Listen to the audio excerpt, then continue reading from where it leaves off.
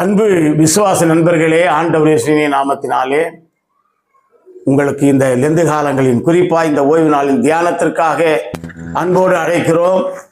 விசேஷமாக இந்த நாளிலே நாம் சிந்திக்க போகிறதான ஒரு நல்ல ஒரு தலைப்பு, அரவணைத்து வாழ அழைப்பு என்று சொல்கின்றதான ஒரு தலைப்பு. Call to be inclusive.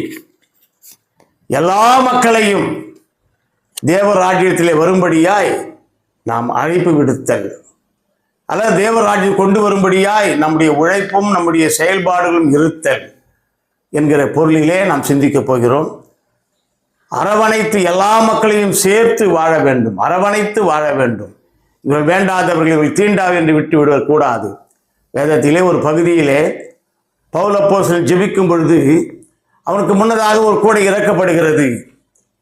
அந்த கூடையிலே ஏராளமான பறவைகள், பலவிதமான பறவைகள். ஆண்டவர் சொல்றார், எழுந்து சாப்பிடுப்பா, அச்சி புசி என்று சொல்றார். எல்லா ஆண்டவரே, தீட்டுள்ளது, விரிக்குழம்பு இல்லாததெல்லாம் இருக்கிறது, ஆகவே எனக்கு வேண்டாம் என்று சொல்லுகிறார்கள். இந்த நிலைமையில் அல்ல, இந்த உலகத்திலே படைக்கப்பட்ட அனைவரும் இறைவனின் குழந்தைகள் என்ற ஒரே மனப்பான்மையோட இந்த சிந்தனைக்குள்ள நாம் கடந்து போவோம்.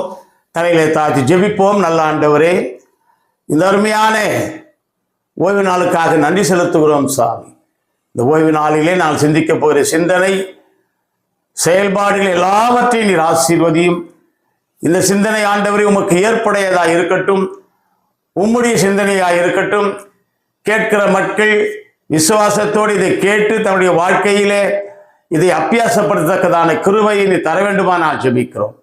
குறிப்பாக இந்த 2 காலங்களிலே நாங்கள் ஜெபிக்கிறோம், நாங்கள் உபவாசிக்கிறோம், நாங்கள் தியானிக்கிறோம் என்று அல்ல, எல்லா மக்களோடும் உறவு வைத்து எல்லா மக்களையும் தேவ ராஜ்யத்திற்குள் பிரவேசிக்கும்படியாய் மாற்றுகிறோம் என்று சொல்கின்ற ஒரு நல்ல நிலைமைக்கு எங்கள் அனைவரையும் ஒன்று சேர்க்க வேண்டுமா ஜெபிக்கிறோம். விசேஷமாய் இந்த நாளுடைய நாங்கள் சிந்திக்க போகிற தலைப்பினை, அரவணைத்து வாழ வேண்டும் என்கிற தலைப்பினை ஆண்டவரையும் இந்த சமூகத்தில் வைக்கிறோம். ஒன்றுமில்லை ஆண்டவரே, எங்களால் ஒன்றும் இல்லை, உம்முடைய கிருபையினாலே நிரப்பி வழிநடத்தி இந்த தலைப்பினால் சிந்திக்க கிருபைதான் மீட்பர் இயேசு நாமத்தில் ஜெபிக்கிறோம் நல்ல பிதாவே, ஆமீன். அவன் தேவ நாமத்துக்கு துதி உண்டாக. கீர்த்தனையிலிருந்து ஒரு பாடலை பாடுவோம். என்ன என் ஆனந்தம், என்ன என் ஆனந்தம் சொல்லக்கூடாதே, என்ன என் ஆனந்தம், என்ன என் ஆனந்தம் சொல்லக்கூடாதே. மன்னன் கிறிஸ்து என் பாவத்தை எல்லாம் மன்னித்து விட்டாரே. மன்னன் கிறிஸ்து என் பாவத்தை எல்லாம் மன்னித்து விட்டாரே. பாவங்கள், சாபங்கள், கோபங்கள் எல்லாம் பரிகரித்தாரே. பாவங்கள், சாபங்கள், கோபங்கள் எல்லாம் பரிகரித்தாரே. தேவாதி தேவன் என் உள்ளத்தில் வந்து தேற்றியே விட்டாரே. தேவாதி தேவன் உள்ளத்திலே வந்து தேற்றியே விட்டாரே. என்ன என் ஆனந்தம், என்ன என் ஆனந்தம் சொல்லக்கூடாதே. என்ன என் ஆனந்தம், என்ன என் ஆனந்தம் சொல்லக்கூடாதே. மன்னன் கிறிஸ்து என் பாவத்தை எல்லாம் மன்னித்து விட்டாரே. மன்னன் கிறிஸ்து என் பாவத்தை எல்லாம் மன்னித்து விட்டாரே. அட்சயன் பட்சமாய் ரட்சிப்பை எங்கள் அருளினதாலே. அட்சயன் பட்சமாய் ரட்சிப்பை எங்கள் அருளினதாலே. நிச்சயம் சுவாமியை பற்றிய சாட்சி பகர வேண்டியதே. நிச்சயம் சாமியை பற்றிய சாட்சி பகர வேண்டியதே. என்ன என் ஆனந்தம், என்ன என் ஆனந்தம் சொல்லக்கூடாதே. பக்தன் பாடுகிறான், மிக சிறப்பாய் பாடுகிறான். ஏன் இந்த ஆனந்தத்தை வெளியிடவே முடியல? வெளியவே சொல்ல முடியல அப்படின்னு சொன்னா, இயேசு சாமி என் பாவத்தை எல்லாம் மன்னித்தார். என் அருமையான தேவ ஜனம், இந்த காலங்களிலே பாவம் மன்னிப்பு என்பது ஒரு விசேஷ தன்மையாய் காணப்படுகிறது. நம்முடைய உள்ளத்தின் பாவங்கள், அகங்காரங்கள், தீமையான செயல்பாடுகள் எல்லாவற்றையும் கர்த்தரிடத்திலே சொல்ல வேண்டும். அப்பதான் சொல்றார், மன்னன் கிறிஸ்து என் பாவத்தை எல்லாம், ஐயா நான் செய்து வந்த பாவங்கள், இந்நாள் வரையிலே இது நாள் வரையிலே நான் இழைத்த கொடுமையான செயல்கள் எல்லாவற்றையும் தீர்த்து விட்டார் என்கிற ஒரு எண்ணத்திலே பக்தன் அருமையாய் பாடுகிறான். இந்த பாடலை நம்முடைய விசுவாசத்திற்கு கீதகமாக வைத்துக் கொண்டு நம்முடைய வாழ்க்கையிலே உயர கர்த்தர் தாமே கிருபை செய்வாராக. இன்றைய நாளுடைய தலைப்புக்கு நாம் செல்வோம். அரவணைத்து வாழ அழைப்பு. எனக்கு அருமையான தேவ ஜனமே, நாம் எல்லோரும் ஒருவரை ஒருவர் சேர்ந்து ஒருவரை ஒரு ஆற்றி தேற்றி பலப்படுத்தி சமுதாயமாக வாழ அழைக்கப்பட்டிருக்கிறோம். இன்றைய உலகத்திலே பல்வேறு சமுதாய பிரச்சனைகள் மத்தியிலே நாம் சிக்கி உழண்டு கொண்டிருக்கிறோம். போராட்டங்கள் மத்தியிலே சிக்கி ஒன்று கொண்டிருக்கிறோம். அதிகமான போராட்டங்கள்னா இந்த ஜாதியம், இவன் இந்த சாதி, அவன் அந்த சாதி, இவன் உயர்ந்தவன், இவன் தாழ்ந்தவன், இவன் ஏழை, இவன் பணக்காரன். எனக்கு அருமையான தேவ ஜனமே, இந்த விதமான போராட்டங்கள் மத்தியிலே நாம் எவ்விதமாய் தாழ்ந்த ஒரு மகனை அரவணைப்பது? இந்த சிந்தனை எழத்தான் செய்ய எல்லாருக்குமே இந்த பூமியிலே நமக்கு எல்லா விதமான ஆசீர்வாதம் கொடுக்கப்பட்டிருக்கும் பொழுது இந்த சிந்தனை அதிகமாக ஓடுகிறது. என்னன்னு சொன்னா, நான் யாரை நேசிப்பது, நான் யாரை தவிர்ப்பது, நான் யாரை அரவணைப்பது, நான் யாரை அரவணைக்காமல் விட்டு விடுவது? வேதம் சொல்லுகிறது, சங்கீத புத்தகத்திலே 24ஆம் அதிகாரம் 1வது வார்த்தையிலே சொல்றார் பாருங்க, பூமியும் அதில் நிறைவும் உலகமும் அதில் உள்ள குடிகளும் கர்த்தருடையது. எனக்கு அருமையானவர்களே, பெருமை பாராட்டுவதற்கு எனக்கு ஒன்றுமில்லை. ஏனென்று சொன்னால், இந்த பூமி அவருடையது, வானம் அவருடையது, படைப்புகள் அவருடையது, நான் அனுபவிக்கின்ற எல்லாமே அவருடையதா இருக்கும் பொழுது நான் எவற்றையும் உரிமை பாராட்டு. அப்படியானால் நான் உயர்ந்தவன் அல்ல, நான் தாழ்ந்தவனும் அல்ல. இந்த சிந்தனை நமக்கு என்று வருகிறதோ அன்று தான் எல்லோரையும் அரவணைக்கின்ற சிந்தனை நம்முடைய வாழ்க்கையில ஏற்படும். நான் ஒன்றும் இல்லை என்கிற நிலைமையில் மாற்றப்பட வேண்டும். நான் ஒன்றும் இல்லை. இன்றைய தலைப்பு இன்க்ளூசிவ் கான்செப்ட், நல்ல கருத்தியலை கொண்டது. என்னன்னா, அரவணைத்து வாழ அழைக்கப்படும். எல்லாரையும் அரவணைத்து வாழ அடிப்படையாய் கொண்டிருக்கிற இந்த பிரித்தாள் என்ற சூழ்ச்சி அல்ல. இன்று உயர்ந்தவர்கள், பல்வேறு விதமான மத தலைவர்கள், அரசியல் தலைவர்கள், கட்சியில உயர்ந்தவர்கள் எல்லாம் என்ன செய்யறாங்கன்னா, பிரித்தாளுகின்றார்கள். என் தேவன் அது விரும்புகிற தேவன் அல்ல. எல்லா மக்களையும் ஒன்றாக இணைத்து வாழ வேண்டும் என்பது தான் ஆண்டவர் சொல்கின்ற மிக விசேஷமான. அல்லாஹ் சொன்னார், பூமியும் அதன் நிறைவும் உலகமும் அதில் உள்ள குடிகளும் கர்த்தருடையது. ஆகவே இந்த அடிப்படை வாத சிந்தனையாளர்கள் தங்களுடைய வணங்குகின்ற கடவுளை உயர்ந்த கடவுளாய் நிறைய பேர் மாத்திக்கிறான். என் கடவுள் தான் உயர்ந்தவர், உன் கடவுள் தான் உயர்ந்தவர். எனக்கு அருமையான தேவ ஜனமே, மேக்ஸ் முல்லர் என்று சொல்லக்கூடிய ஒரு பெரிய ஞானி என்ன சொல்கிறார் என்று சொன்னால், சமயங்கள் காலத்தால் தோற்றுவிக்கப்பட்டது. சமயங்கள் ஆதியிலே உருவாகவில்லை. காலப்போக்கிலே அவரவர்கள் ஏற்ற விதமாய் சமயங்களை தோற்றுவித்துக் கொண்டார்கள். சமயங்கள் காலத்துக்கு ஏற்ற விதமாய் தோற்றுவிக்கப்பட்டது என்னும் கோட்பாடுகளிலே மெய்யியல் கண்டவர் தான் அருமையான அந்த மேக்ஸ் முல்லர் என்கிற ஒரு பெரிய அறிஞர். அவர் சொல்றார், சமயங்கள் தோற்றுவிக்கப்பட்ட சமயத்தை நாம் விடாபிடியா பிடித்துக் கொண்டு, இது என்னுடைய மதம், உன்னுடைய மதம், என்னுடைய ஜாதி, உன்னுடைய ஜாதி, என்னுடைய இனம், உன்னுடைய இனம், என்னுடைய மக்கள், உன்னுடைய மக்கள், என்னுடைய மொழி, உன்னுடைய மொழி என்று பல்வேறு விதத்தில பிரச்சனைகளை கிளறிக்கொண்டே இருக்கின்றோம். எனக்கு அருமையானவர்களே, இடையிலே செருகப்பட்டது தான் இந்த மதங்கள். மத போதனை என்பது இடையிலே செருகப்பட்டது. உள்ளத்தின் உள்ளே இருக்கும் இறைவனை சரியாக புரிதல் மட்டுமே இந்த அரவணைக்கின்ற தன்மையில முதலிடம் பெறுகிறது. ஆனால் உள்ளத்திலே இருக்கின்ற இறைவனை நாம் உள்ளபடியே வணங்குகின்றோமா, தொழுது கொள்கிறோமா, நன்றாக சிந்தித்துக்கோ. நாம் ஒருவரே ஒருவர் தான், நாம் ஒருவர் தான் இறைவனுடைய அன்பிற்கு கட்டுப்பட்டவர்கள் என்கிற சிந்தனை நமக்கு வருகிறதா?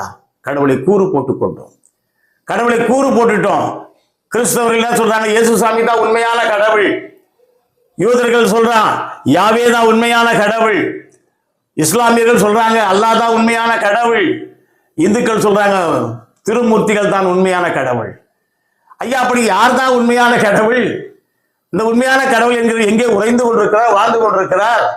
அவரை நாம் காண வேண்டுமே என்று பக்தர்கள் எல்லாம் முயன்றார்கள். சித்தர்கள் 18 சித்தர்கள் உலகத்திலே வாழ்ந்தார்கள். அந்த 18 சித்தர்கள் முயன்றார்கள் இறைவன் who is God, அந்த கடவுளை நாம் ஆராய்ச்சி செய்ய வேண்டும் என்று சொல்லி வந்து எல்லாம் ஒன்னா கூடினாங்க. அந்த காலத்தில் கேலண்டர் கிடையாது, no calendar, no camera, no watch, எதுவுமே இல்லை டைம் நேரம் பார்க்கறதுக்கு. சொன்னாங்க இந்த பௌர்ணமியில் நாம் கூடியிருக்கிறோம், இதற்கு பிறகு வருகின்ற 3வது பௌர்ணமியிலே நாம் எல்லாரும் ஒன்றாக சேர்ந்து விடுவோம். அப்போ யார் யார் என்னென்ன ஆராய்ச்சி பண்ணுமோ எல்லாத்தையும் சொல்லுவோம் கடவுளை பற்றி அப்படின்னு போயிட்டாங்க. போயிட்டு 3வது பௌர்ணமி எல்லாம் கூடுறாங்க ஒன்றாக கொண்ட உடனே எல்லாரும் சொல்றாங்க, எல்லாம் வருத்தத்தை கேட்கறாங்க, உயிஸ்கார் கண்டுபிடிச்சா. அப்போ நோ ஒன் இஸ் ஃபைன், யாருக்குமே அந்த காணப்படாத ஓடு. அப்பதான் போகர் என்கிற ஒரு சித்தர் மட்டும் சொன்னார், நான் பார்த்தேன் கடவுளை, நான் கண்டேன் என்று சொன்னார். உடனே எல்லாருக்கும் ஒரே சந்தோஷம். 18 சித்தர்கள் என்ன சொல்றாங்க, ஐயா யாரு யாரு யாரு எப்படி பார்த்தீங்க, என்ன பார்த்தீங்க, யாரு எப்படி இருக்கிறாரு? அப்ப அவர் சொன்னார், மாடம் கண்டேன், மாடத்தின் மீது மணி கண்டேன், மணி மீது ஒளி கண்டேன் என்று சொன்னார். மாடம், மணி, ஒளி. ஆகவே இறைவன் ஒளியாய் இருக்கிறார் என்பது எங்கனும் நிறைந்திருக்கின்ற ஒளியாய் வியாபித்து இருப்பதே இறைவனுடைய சக்தி. ஆகவே எனக்கு அருமையானவர்களே, இறைவனை பல்வேறு விதமாக நாம் கூறு போட்டுக் கொண்டிருப்பதில் பிரச்சனை அல்ல. கடவுள் God is light, கடவுள் ஒளியாய் இருக்கிறார். அந்த ஒளி என்னுள்ளே வாழ்ந்து கொண்டிருக்கிறது, அந்த ஒளி நம்மிலே வாழ்ந்து கொண்டிருக்கிறது. நம்முடைய திருச்சபையில், நம்ம சமுதாயத்தில், நம்முடைய இனத்திலே வாழ்ந்து இந்த சிந்தனை நமக்கு வர வேண்டும். இது வந்தால்தான் அனைவரையும் அரவணைத்து செல்கின்ற ஒரு மகிழ்ச்சியான வாழ்க்கை பயணம் நமக்கு அமையும். எனக்கு அருமையானவர்களே, அன்னை தெரேசாவை பற்றி நான் கூற விரும்புகிறேன் இந்த இடத்திலே. அன்னை தெரேசா அம்மையார் அயல்நாட்டிலிருந்து இந்த நாட்டுக்கு வந்தார்கள். வந்தவர்கள் மெஜஸ்டிக்கா ஐ மீ ஃபாரின் கேர்ள் அப்படின்னு சொல்லல. ஜாதி பார்க்கவில்லை, மதம் பார்க்கவில்லை, மொழி பார்க்கவில்லை, நிறம் பார்க்கவில்லை. ஐயா, எல்லா பிள்ளைகளையும் ஒன்றிணைத்தார்கள். யார் யார் ஏழை என்று சொல்கிறார்களோ, யார் யார் சாப்பாட்டிற்கு வழி இல்லாமல் இருக்கிறார்களோ, யார் யார் தொழுநோயாளிகளாக காணப்படுகிறார்களோ எல்லா நோயாளிகளையும் ஒன்றாக சேர்த்தார். தொழுநோயாளிகள் எல்லாரையும் ஒன்றாக சேர்த்து தொட்டு கூட பேச மறுப்பவர்கள், கூசுபவர்கள், கண்களை மூடிக்கொள்பவர்கள், தொழுநோயை பார்த்தாலே இவன் வியாதி பிடித்தவன் என்று சொல்லி விலகி செல்கின்ற எல்லா மக்களுக்கு முன்னதாக ஒரு முன்மாதிரியான வாழ்க்கையை வாழ்ந்து காட்டினார்கள். அந்த மக்களோடு உண்டார்கள், உறவினார்கள், உறங்கினார்கள்.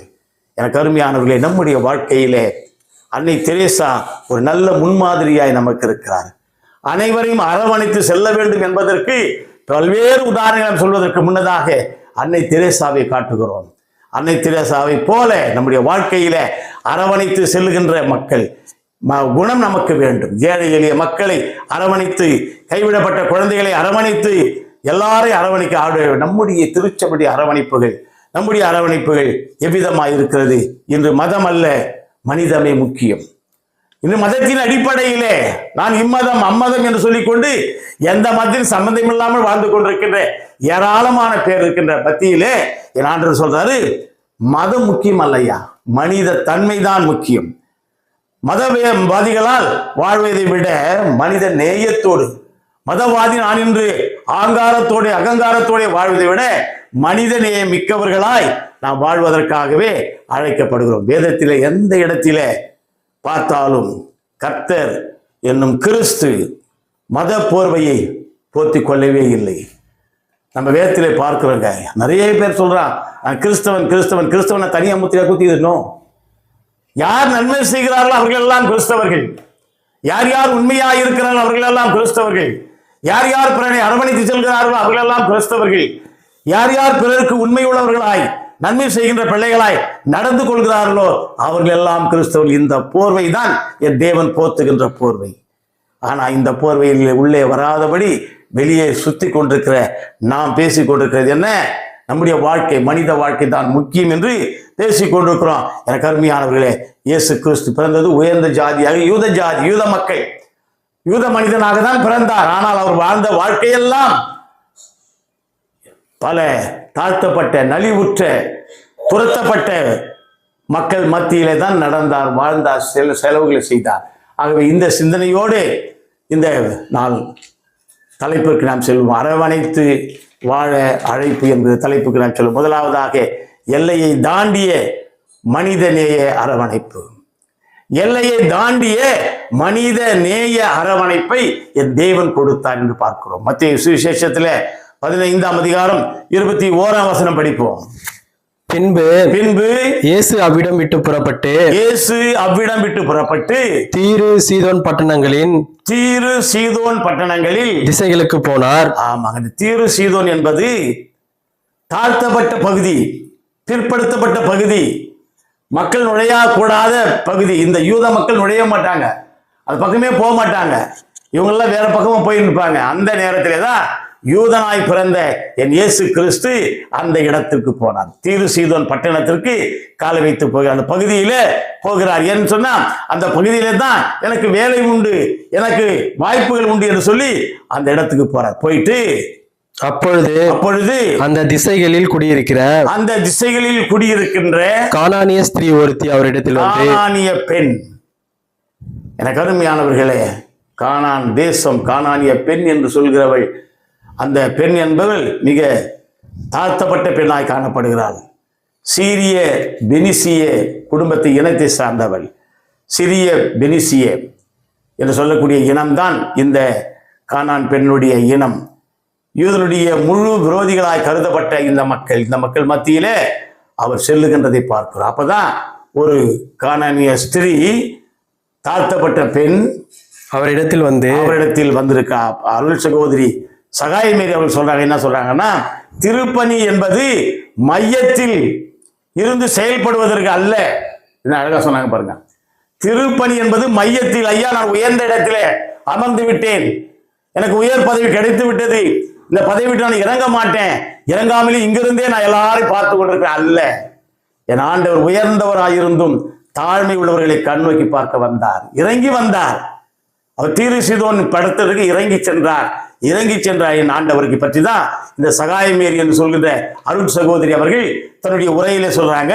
என்ன சொல்றாங்கன்னு சொன்னா, மையத்திலிருந்து வெளியே செல்வதல்ல, அதற்கு பதிலாக எல்லையை தாண்டி உணரப்பட வேண்டியது.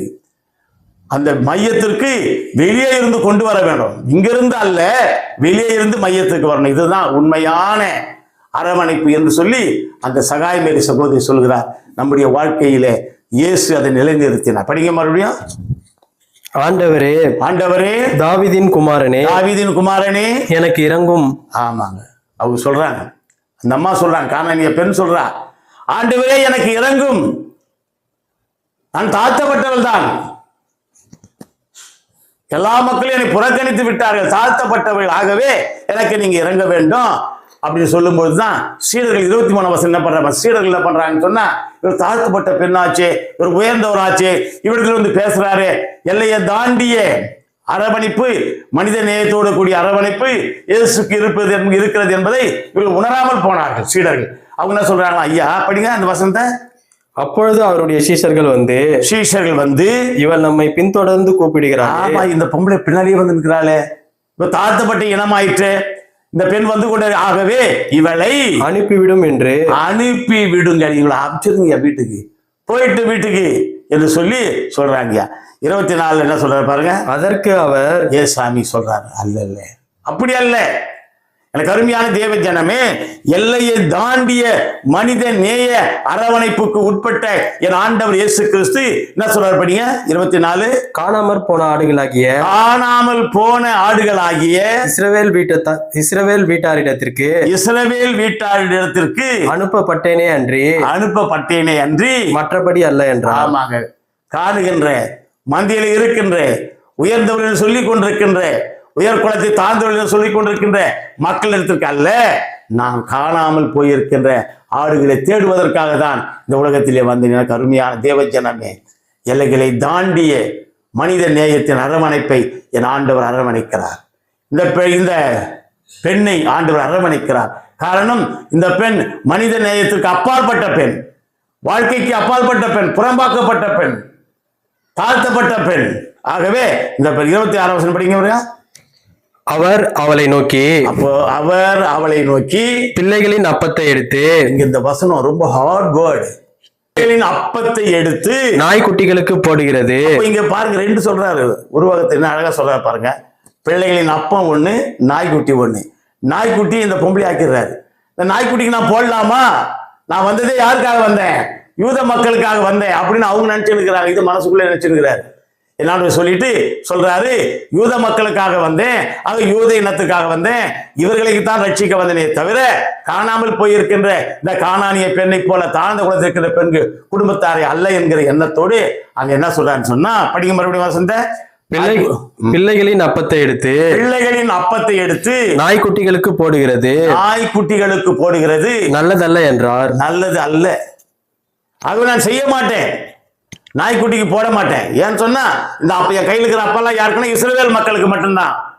பாருங்க, என் தேவன் என்ன அழகா இந்த மக்களுக்கு புரிய வைக்கிறார் பாருங்க. எல்லையை தாண்டிய மனித நேயத்தில் ஆட்கொண்ட என் ஆண்டவர் இயேசுக்கு சொல்றாரு, என் கையில் இருக்கிற அப்பங்கள் எல்லாம், மேசை மீது இருக்கிற அப்பங்கள் எல்லாம் யாருக்குன்னு சொன்னா உயர்ந்தவர்களுக்கு, ஆகவே தாழ்ந்தவர்கள் நான் போட மாட்டேன். அப்ப அந்த அம்மா என்ன அழகா மறுப்பு சொல்றா பாருங்க, படிங்க. அதற்கு அந்த அம்மா, மெய்தான் ஆண்டவரே, மெய்யத்தான் சாமி, மெய்யதான் சாமி, ஆனாலும் நாய்க்குட்டிகள் தங்கள் எஜமானின் மேசையின் மீது இருந்து விழுகின்ற துணிக்கைகளை தின்னுமே என்றார். தின்னுமே, என்ன அழகா சொன்னா பாருங்க. ஐயா, நாங்க நாய் தான், பரவாயில்ல ஒத்துக்கிறோம், நாங்க தாழ்த்தப்பட்டவர்கள், நலிந்தவர்கள், ஒதுக்கப்பட்டவர்கள் தான், எங்கள் இனம் தூர புறம்பாக்கப்பட்ட இனம் தான். ஆனாலும் கூட எல்லையை தாண்டிய அன்பு உம்மிடத்தில் இருக்கிறது சொல்றாங்களே, எல்லையை தாண்டிய அரவணைப்பு நீர் வைத்திருக்கிறீரே, அந்த அரவணைப்பாலே எங்களை அரவணைக்க கூடாதா என்கிற எண்ணத்தோடு அவங்க சொல்றாங்க, மேசையின் மீது இருந்து விழுகின்ற துணிக்கைகளை நாய்க்குட்டிகள் என்ன பண்ணுமா? தின்னுமே. ஆமா. 28 இயேசு அவளுக்கு கருமையான தேவஜனம். இங்க தாங்க கிளைமேக்ஸ் இருக்குது. இங்கதான் நல்ல கிளைமேக்ஸ். எல்லையை தாண்டிய மனித நேய அரவணைப்பை என் ஆண்டவர் வைத்திருந்தார் என்று சொல்லுகின்ற அந்த நிலைமை இங்கதான் வருகிறது. சொல்ற பாரு சாமி, உன் ஸ்திரீயே உன் விசுவாசம் பெரிது, உன் விசுவாசம் பெரிது. எவ்வளவு பெருசு? இங்க இருக்கிற எல்லா மக்களை காட்டிலும் பெருசு, இங்க இருக்கிற யூதர்களை காட்டிலும் பெருசு, இங்க இருக்கிற ஆசாரிகளை காட்டிலும் பெருசு, பரிசேயர்களை காட்டிலும் பெருசு, எல்லாரை காட்டிலும் பெருசு. ஆகவே உன்னுடைய மனித நேயம், உன்னுடைய விசுவாசம் மிக பெரியது. நீ விரும்புகிறபடி உனக்காக, நீ விரும்புகிறாயே சுகத்தை அதன்படியே ஆக கடவுது. என்ன அழகா சொல்லிட்டாங்க. இதாங்க எல்லையை தாண்டிய மனித நேய அரவணைப்பு என் ஆண்டவர் வைத்திருந்தார். இவர்கள் எல்லாம் குறுகலான எண்ணத்தோட, குறுகலான புத்தியோட சுழண்டு கொண்டிருந்த நேரத்திலே என் தேவன் எல்லையை தாண்டி போறார். அவர் படைக்கப்பட்டவர் வந்தது சொல்றாரு, நான் வந்தது யாருக்காக? இப்படிப்பட்டவர் தான் வந்தேன், இப்படிப்பட்ட ஏழை மக்களுக்காக தான் வந்தேன், புறந்தள்ளப்பட்ட மக்களுக்காக தான் வந்தேன். ஆகவே இவர்களை உணர்த்த வேண்டும் என்பதற்கு, இஸ்ரவேல் மக்களை உணர்த்த வேண்டும் என்பதற்கு தான் முதல்ல அந்த சொல்றாரு. என்ன சொல்றாருன்னா, பிள்ளைகளின் அப்பத்தை நாய்க்குட்டிக்கு போடக்கூடாதுன்னு சொல்றாரு. அதன் பிறகு சொல்றாரு, அந்த அம்மாவுடைய விளக்கத்தை ஏற்றுக்கொண்ட பிறகு, அந்த அம்மாவுடைய விளக்கம் எல்லா காதிலும் கேட்ட பிறகு எல்லாரும் யோசிக்க, இந்த அம்மா இவ்வளவு பேசுறாங்களே, இவ்வளவு நல்லா பேசுறாங்களே என்று நினைக்கும் பொழுதுதான் ஆண்டவர் சொல்றாரு, உன் விசுவாசம் பெரியது. எனக்கு அருமையான தேவ ஜனமே, ஆண்டவருடைய கிருபைகள், ஆண்டவருடைய ஆசீர்வாதங்கள், ஆண்டவருடைய அரவணைப்பு எல்லையை தாண்டி கொண்டிருக்கிற அழைப்பு. ஆகவே எல்லாரையும் மையத்தில் கொண்டு சேர்க்கின்ற அழைப்பு, மையத்திலிருந்து வெளியே போகிற அழைப்பு அல்ல. இன்னைக்கு திருச்சபையில் எதை செய்து கொண்டிருக்கிறோம்? நன்றாக சிந்தித்து பார்ப்போம். அது மாத்திரமல்ல, இவள் பால் பாகுபாட்டை கூட உடைத்தாள். சொல்றா பாருங்க, ஏன் சாமி மறுத்து பேசுறா? இல்லை சாமி, நாய்க்குட்டிகள் சாப்பிடும் அல்லவா? ஆகவே இந்த பெண் என்ற அந்த பெண்கள் ரோம ராஜ்யத்திலே, யூத ராஜ்யத்திலே உள்ளே போகக்கூடாது. குறிப்பா வேத தேவாலயத்தில் சொல்லும் பொழுது, தேவாலயத்தில் அந்த முன் மண்டபத்திலேயே அமர்ந்துக்கணும், உள்ளெல்லாம் போகக்கூடாது பெண்கள், தாழ்த்தப்பட்ட பெண்கள் என்று சொல்லி அவரை ஓரகட்டுவாங்க. இப்படிப்பட்ட பெண்களுடைய எல்லையெல்லாம் என் ஆண்டவர் உடைக்கிறார். மனித நேயங்களை ஆண்டவர் நிலைநிறுத்த பார்க்கிறார், அரவணைப்பை மேலோங்கி செய்கிறார். ஆகவே தான் இங்க சொல்றாங்க, அரவணைத்து வாழ்வோம் என்றால் எப்படி என்றால், மனித நேயத்தை வளர்ப்போம். அதுதாங்க, மனித நேயத்தை வளர்க்கிறது தான் சிறந்த அரவணைப்பு. மனித நேயத்தை வளர்ப்பதுதான் எல்லையை தாண்டிய அரவணைப்பு. நிறம் பார்க்கவில்லை, இனம் பார்க்கவில்லை, சமயம் பார்க்கவில்லை, மொழி பார்க்கவில்லை, நாடு பார்க்கவில்லை, என் தேவன் உதவி செய்கின்றார். எபேசியர் 2ஆம் அதிகாரம் 8ஆம் வசனம் கடந்து போங்க. கிருபையினாலே விசுவாசத்தை கொண்டு ரட்சிக்கப்பட்டீர்கள். ஆகவே ரட்சிப்பு என்பது எல்லாருக்கும் பொதுவானது. கிருபை என்பது பொதுவானது. கிருபையினாலே, தேவ கிருபை பெரியதே, அந்த கிருபையினாலே எல்லாரும் ரட்சிக்கப்பட்டீர்கள். இது உங்களால் உண்டானதல்ல. உங்களால் உண்டு. எல்லா ரட்சிக்கும் நான் தாயா உண்மையை செய்தேன், நான் உயர்ந்த ஜாதியில பிறந்துட்டேன், நான் தான் நன்மை செய்தேன், இப்படியா நினைக்காதப்பா. இது உங்களால் உண்டானது அல்ல, இது தேவனுடைய ஈவு. இது தேவனுடைய ஈவு, தேவனுடைய மீட்பு, தேவனுடைய ரட்சிப்பு, தேவனுடைய கிருபை, தேவனுடைய ஆசீர்வாதம். எல்லையை தாண்டிய மனித நேய அரவணைப்பு என்பது கர்த்தரால் கொடுக்கப்பட்ட ஒரு காரியம். அதெல்லாம் சொல்றாரு, இந்த விசுவாசம் மிகப்பெரிய. திருச்சபைக்கு இப்படிப்பட்ட விசுவாசங்கள் இருக்கிறதா? வெளியே இருக்கின்ற எண்ணற்ற மக்களை நாம் மீட்கின்ற பணியிலே ஈடுபட்டிருக்கிறோமா? திருச்சபை மாற வேண்டும். இன்றைய திருச்சபைகள் மாற வேண்டும். சமுதாயத்திலேயே போகாதபடிக்கு என்னுடைய இனம்தான் பெரியது, என்னுடைய சமூகம் தான் பெரியது, என்னுடைய கடவுள் தான் பெரியவர், என்னுடைய கடவுளுக்கெல்லாம் வரமாட்டாரு, இப்படி என்று சொல்லிக் கொண்டிருக்கிற எனக்கு அருமையான சகோதரனே சகோதரியே, நம்முடைய விசுவாசம் பெரியதாகட்டும். 27ஆம் வசனம் மறுபடியும் படிங்க. அதற்கு அவள் மெய்தான் ஆண்டவரே, ஆகிலும் நாய்க்குட்டிகள் தங்கள் எஜமான்களின் இந்த விடுதலையின் நம்பிக்கை, மீட்பின் இறை திட்டம் நாம் வெளியே கொண்டு வர வேண்டும். ஆம் சாமி, மெய்தான் ஆண்டவரே, ஆனால் நாய்க்குட்டிகள் தின்னுமல்லவா இயேசுவினுடைய விடுதலை சடங்குகளை சார்ந்ததாக இல்லாமல், சடங்குகளையே சார்ந்த சமூக விடுதலையே சார்ந்ததாக இருந்தது. இயேசுவினுடைய விடுதலை, இயேசுனுடைய மனித நேயம் சடங்குகளை சாரவில்லை. சடங்கு பிரகாரம் அங்க போகக்கூடாது, ஆச்சாரிய பிரகாரம் போகக்கூடாது, இங்க அணுகக்கூடாது, இவனை தொடக்கூடாது, தீட்டு, அப்படி அல்ல. என் ஆண்டவர் மதாச்சாரிய காரியங்களை எல்லாத்திற்கும் விட்டு தூர போனார். இதிலே நீதி உண்டு, இரக்கம் உண்டு, தாழ்மை உண்டு. எனக்கு அருமையான தேவ ஜனமே, நம்முடைய வாழ்க்கையிலே இந்த எல்லை தாண்டிய மனித நேய அரவணைப்பு நமக்கு வேண்டும். கிறிஸ்தவன் என்கிற ஒரு போர்வையை போற்றி கொண்டு நான் போக மாட்டேன் என்று அல்ல. எல்லாருக்கும் நல்ல ஞாபகம் வருது, ஒரு திருமண வைபவத்திற்கு நான் சென்றிருந்தேன். திருமணம் அல்ல, திருமணத்தை முன்குறிக்கின்ற நாள். அந்த வீட்டிலே அமர்ந்து பேசி கொண்டிருந்தோம். அப்போ அந்த வீட்டில் பெண் எடுக்கிறவங்க இந்து சமுதாயத்தை சேர்ந்த நண்பர்கள். அதில் ஒருத்தர் சொன்னாரு, ஐயா நாங்கள் பொருள் எல்லாம் வைக்கிறோம். என்ன பொருள் வைக்கிறீங்க? எங்களுக்கு பழம் எல்லாம் வைப்போமே, கூடவே மஞ்சள் வைப்போம், குங்குமம் வைப்போம். நீங்கள் என்ன பண்ணுவீங்கன்னு கேட்டாங்க. மனித நேயத்தோடு பதிலளிக்க வேண்டிய நாங்கள் அந்த குடும்பத்தார் என்ன சொன்னாங்கன்னா, தூக்கி வெளியே போட்டுருவோம் அப்படின்னு சொன்னாங்க. எனக்கு அருமையானவர்களே, வெரி சாரி ஃபார் திஸ். வெளியே தூக்கி போகிறதுக்கு எடுத்து வைக்காங்க தட்டில். நீங்கள் பூசிக்காதீங்க, நீங்கள் தொட்டுக்காதீங்க, நீங்கள் தடவிக்காதீங்க, ஆனால் அதை வெளியே போடாதீங்க, அவமரியாதை பண்ணாதீங்க. அவனுடைய பக்தி விசுவாசத்தின்படி அவன் படிக்கிறான். ஆகவே இந்த கிறிஸ்துவனுடைய விசுவாசம் எல்லையை தாண்டலையா. நான் பக்திமான் என்று சொல்லிக் கொண்டிருக்கிறேன் நாம், நான் விசேஷித்தவன் என்று சொல்லிக் கொண்டிருக்கிறேன் நாம், நான் தான் பெரியவன் என்று சொல்லிக் கொண்டிருக்கிறேன் நாம். நம்முடைய இனத்தை விட்டு, நம்முடைய மதத்தை விட்டு, நம்முடைய குலத்தை விட்டு வெளியே வர பயப்படுகிறோம். என் இயேசு அப்படி அல்ல, மனித நேயத்தை தாண்டி வெளியே வந்தார், மக்களை தாண்டி வெளியே வந்தார், தன்னுடைய இன ஜன மக்கள் எல்லாவரையும் கடந்து வெளியே வந்தார். ஆகவே தான் ஏன் வந்தார்னா, மத்தேயு சுவிசேஷம் 3ஆம் அதிகாரம் 9-10 படிங்க. ஆபிரகாம் எங்களுக்கு தகப்பன் என்று உங்களுக்குள்ளே சொல்லிக் கொள்ள நினையாதிருங்கள். ஆமாங்க, இந்த யூதர்கள்லாம் சொன்னாங்க, ஆபிரகாமினுடைய பிள்ளை நாங்கள், ஆபிரகாமின் தேவன், ஈசாக்கின் தேவன் எங்கள் தேவன், யாக்கோபின் தேவன் எங்கள், இது பெருமை அடிச்சுக்கலாம். ஆண்டவர் சொன்னா அப்படிலாம் சொல்லாதீங்கப்பா. தேவன் இந்த கல்லுகளினாலே, இந்த கல்லு நீங்க நினைச்சாருன்னா, தேவன் நினைச்சாருன்னா இந்த கல்லுகளினாலேயே ஆபிரகாமுக்கு பிள்ளைகளை, ஆபிரகாமுக்கு தேவன் நீங்க சொல்லிக்கிறீங்க, பிள்ளைகள் நாம் சுத்தி கொண்டிருக்கிறீங்க, சொல்லாதீங்க.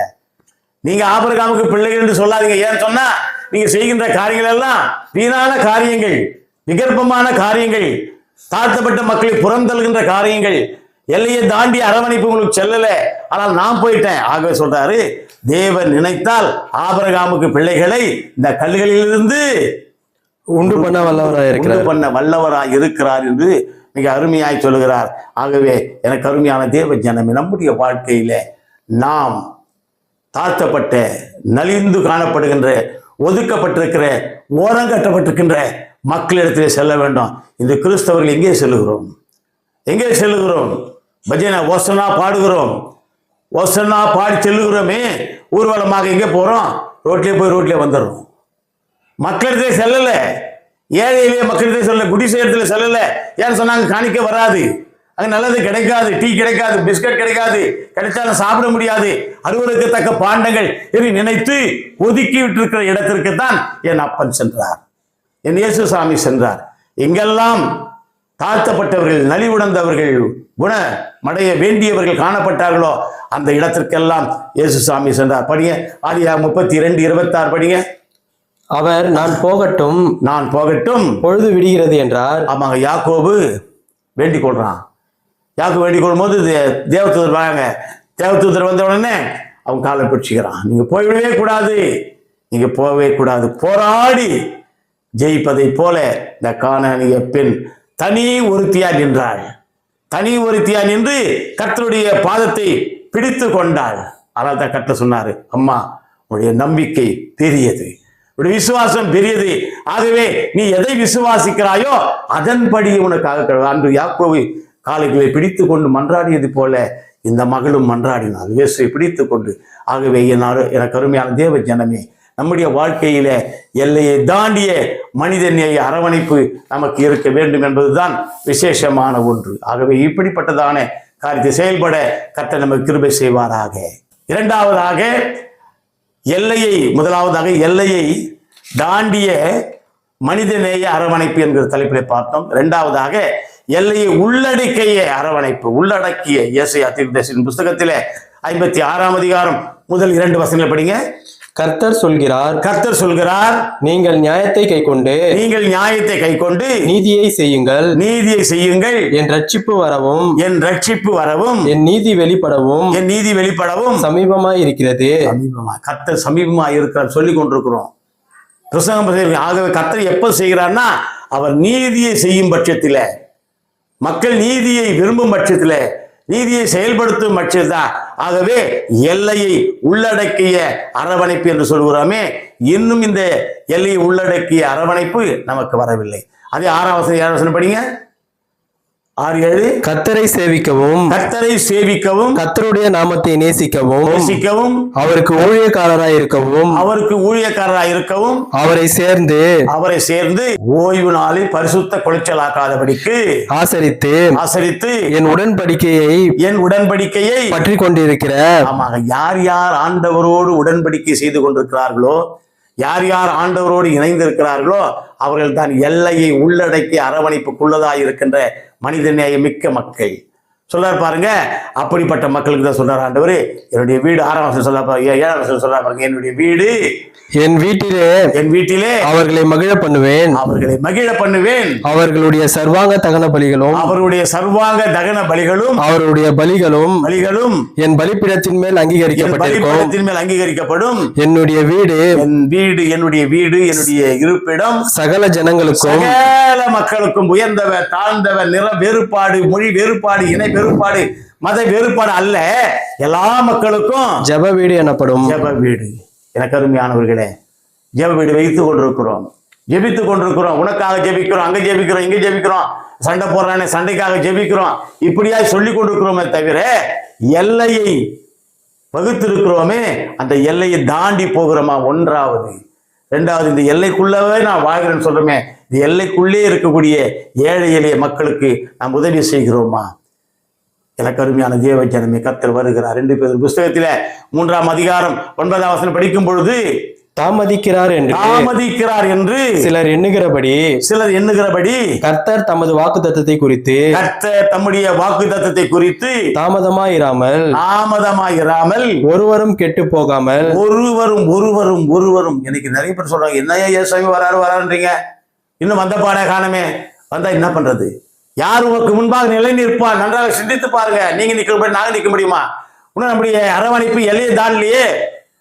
எல்லைக்குள்ளாக அடங்கி இருக்கிற அரவணைப்பு கூட சரியான அரவணைப்பாக காணப்படவில்லையே, சரியான தாங்குதலாய் காணப்படவில்லையே. அப்படி இருக்கும் பொழுது நாம் எவ்விதமாய் ஏசாமி வாங்கன்னு சொல்ல முடியும்?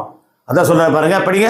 ஒருவரும் கெட்டு போகாமல் ஒருவர் இந்த உலகத்தில் இருக்கிற ஒரு மக்களும் கெட்டு போகாதபடி எல்லோரும் மனம் திரும்ப வேண்டும் என்று எல்லாரும் மனம் திரும்ப வேண்டும் என்பதே விரும்பி நம்மேல் நீடிய பொறுமை உள்ளவராய் இருக்கிறார். ஆண்டவருடைய பொறுமை, ஆண்டவருடைய அமைதல், ஆண்டவருடைய சகிப்புத்தன்மை என்னத்துக்குன்னு சொன்னா, அவர் ஏன் இன்னும் வரலன்னு சொன்னா, நம்ம இன்னும் எல்லைகளையே சரி பண்ணல. அப்புறம் எல்லையை தாண்டி எங்க போறது? எல்லையை தாண்டி அரவணைக்கிறதே நமக்கு இல்லை. எல்லைக்குள்ளா இருக்கிற மாதிரி எல்லைக்குள்ளவும் இருக்கிறேன். இன்னொன்று பாருங்க, மூன்றாவதாக நாம் படிக்கின்ற இந்த எல்லையை விஸ்தாரப்படுத்திய அரவணைப்பு. வெளிப்படுத்தல் விசேஷத்தில் 7ஆம் அதிகாரம் 9வது வார்த்தை நாம் கடந்து போகும் பொழுது, இவைகளுக்கு பின்பு நான் பார்த்த பொழுது இதோ சகல ஜாதிகளும் ஐயா, இந்த ஜாதி வேணும், அந்த ஜாதி வேணும், இந்த மக்கள் வேணும், அந்த மக்கள் வேணும் இல்ல, எல்லா மக்களும் எல்லா கோத்திரங்களும் ஜனங்களின் பாஷைகளிலும் ஒருவரும் எண்ணக்கூடாதுமான திரளான கூட்டமாகிய ஜனங்கள். இப்ப பாத்தீங்களா, 3000 பேர் சேர்ந்தாலும் பேர் சொல்றான், 4000 பேர் சேர்ந்தாலே சாப்பாட்டுக்கு இல்லைன்றான், தண்ணிக்கு இல்லைன்றான், செத்து போறான். நான் வறட்சி. எனக்கு அருமையானவர்களே, என் தேவனுடைய வருகையிலே ஏராளமான கூட்டத்தார் அதனை எல்லையை விரிவுபடுத்திய அரவணைப்பு. ஏன்னு சொன்னா, அவர் எல்லையை விரிவுபடுத்திட்டாரு. ஒரு சுருக்கம் வச்சிருந்தாருன்னா இஸ்ரேல் மக்கள் மட்டும், யூத மக்கள் மட்டும் வந்திருப்பாங்க. யூதருக்கு மட்டும் அல்ல, இஸ்ரேலுக்கு மட்டுமல்ல, என் இயேசு கிறிஸ்துநாதர் உலகம் முழுவதுக்கு ரட்சகர். அவருடைய ரட்சிப்பு உலகம் முழுமைக்கும் வேண்டப்பட்டது. அவருடைய அரவணைப்பு எல்லாரையும் அரவணைக்கின்ற அரவணைப்பு. அவருடைய கரங்கள் எல்லாரையும் தீண்டுகின்ற கரங்கள், தொடுகின்ற கரங்கள், தொட்டு ஆசீர்வதிக்கின்ற கரங்கள். ஆகவே அவருடைய கரங்களுக்கு நாம் உள்ளே உட்படுவோம். எனக்கு அருமையானவர்களே, நன்றாக சிந்தித்து பார்ப்போம். அந்த 9ஆம் வசனம் ரொம்ப அழகா சொல்லுகிறது. எல்லா மக்கள், படிங்க மறுபடியும், ஒருவரும் எண்ணக்கூடாதுமான திரளான கூட்டமாகிய ஜனங்கள். ஆமாங்க, ஒருத்தர் திரளான கூட்டம் தங்கள் கைகளில் குருத்தோலைகளை பிடித்து கொண்டு போறாங்க. அது 7ஆம் அதிகாரம் நீங்க 14ஆம் வசனத்தில் 17ஆம் வசனம் படிங்க. இவர்கள் யார், எங்கிருந்து வருகிறார்கள்? அப்புறம் சொல்றாங்க, இவங்க தான் கஷ்டத்துல பட்டவங்க. இந்த பூமியில யார் யார் கஷ்டப்பட்டாங்களோ, தன்னுடைய எல்லையை விரிவுபடுத்தும் பொழுது, தன்னுடைய எல்லையை உள்ளடக்கும் பொழுது, தன்னுடைய எல்லையை ஆண்டவர் தாண்டும் பொழுது யார் யார் இந்த உலகத்திலே கஷ்டப்பட்டாங்களோ அவங்க தான் வந்து திரளாய் இருக்கிறார்கள். திரளாய் நிற்கின்ற யார் இவர்கள்? திரளாய் நிற்கும் யார் இவர்கள்? எனக்கு அருமையான ஜெப ஜனமே, திரளாய் நின்று கொண்டிருக்கிற இந்த கூட்டம் யாருன்னு கேட்கும்போது, இவர்கள் தான் என்னை விரிவுபடுத்த வேண்டும், ராஜ்யத்தை விஸ்தரிக்க, உடைய ராஜ்யம் வருவதாக சொல்லிக் கொண்டே இருக்கிறோமே, எப்போ வரும்? ஆண்டுடைய அரவணைப்பை நாம் நீட்ட வேண்டும். கரங்களை நீட்டி எல்லா மக்களையும் வரவேற்க வேண்டாம். அப்போஸ்தலர் புத்தகத்தில் 10ஆம் அதிகாரம் 36வது வசனத்தில் படும்போது அங்கே பேதுரு என்கிற ஒரு நல்ல மனிதரை பார்க்கிறோம். படிங்க. எல்லோருக்கும் கர்த்தராய் இருக்கிற இயேசு கிறிஸ்துவை கொண்டு. எல்லாருக்கும் கடவுள் யூத மக்களுக்கு மட்டுமல்ல, கிரேக்க மக்களுக்கு மட்டுமல்ல, தன்னை நாடி வந்த மக்களுக்கு அல்ல, இயேசு கிறிஸ்துநாதர் எல்லாருக்கும் ரட்சகர். Is a Lord for all. எல்லாருக்கும் கடவுள், லார்ட் ஃபார் ஆல், எல்லா மக்களுக்கும். இந்த உலகத்தில் உள்ள அனைத்து மக்களுக்கும் நானே கடவுள் என்பதை நிரூபிக்கிறதுதான் அவர் எல்லையை தாண்டி தன்னுடைய அரவணைப்பை செய்கிறார், மீறி செய்கிறார். கானானிய பெண்ணிடத்திலே பேசுகிறாள். பேசவும் துணியத்தில் இல்லாத மக்கள் எல்லாத்தையும் பார்க்கிறான், ஆனா இவர் பேசுறார். எனக்கு அருமையானவர்களே, எல்லையை தாண்டி விரிவுபடுத்துகிறார், எல்லைக்கு உட்பட்டு தன்னுடைய அரவணைப்பை செலுத்துகின்றார். மூன்றாவது, எல்லையை விரிவுபடுத்திய அரவணைப்பு, விரிவுபடுத்துகிறார்.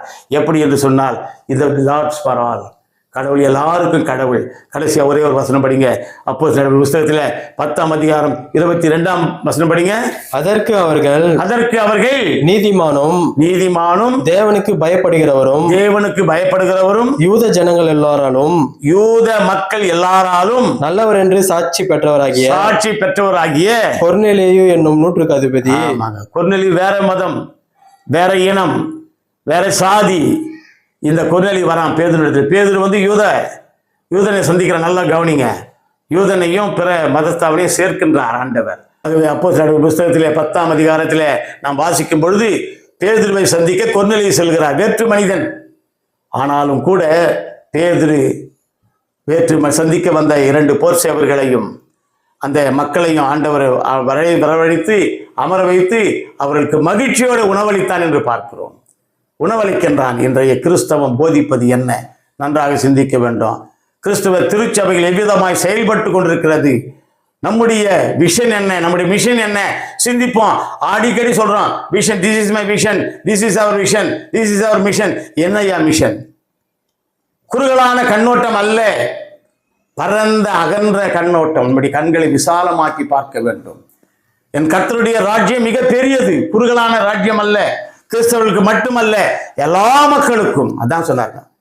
இந்த கானானிய பெண்ணிடத்தில் எல்லையை தாண்டி கடவுள் போறாரே, இந்த எல்லையை தாண்டி வெளியே செல்ல வேண்டும், வெளியே பார்க்க வேண்டும். ஆகவே நம்முடைய ஒற்றுமை உணர்வு எவ்விதமாய் காணப்படுகிறது?